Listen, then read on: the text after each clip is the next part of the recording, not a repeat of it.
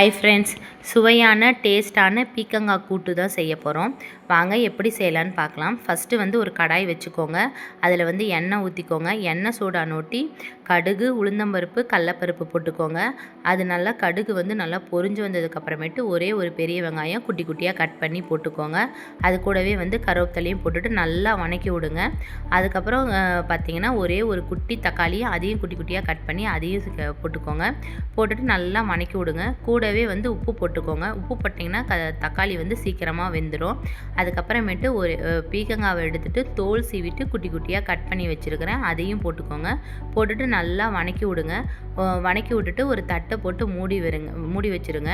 ஏன்னா பீக்கங்காயிலேருந்தே லைட்டாக தண்ணி வரும். அதனால் காய் ஒரு அரை வேக்காடு வேகட்டும்.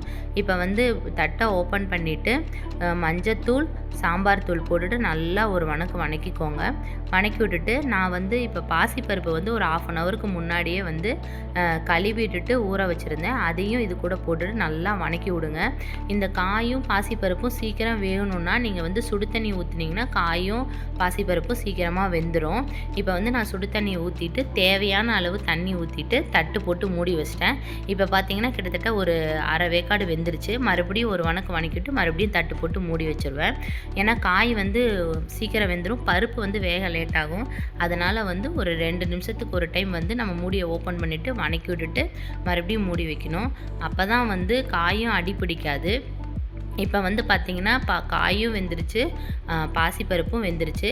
இறக்க போகிறதுக்கு ஒரு 2 நிமிஷத்துக்கு முன்னாடி தேங்காய் துருவி போட்டுக்கலாம். போட்டுட்டு நல்லா வணக்கி விட்டுட்டு ஆஃப் பண்ணிடுங்க. சுவையான பீக்கங்காய் கூட்டு ரெடி. இதை நீங்கள் வீட்டில் ட்ரை பண்ணி பார்த்துட்டு எப்படி இருக்குன்னு கமெண்ட்ஸில் சொல்லுங்கள். இந்த வீடியோ பிடிச்சிருந்துச்சுன்னா லைக் பண்ணுங்கள், ஷேர் பண்ணுங்கள், சப்ஸ்கிரைப் பண்ணுங்கள். பாய்.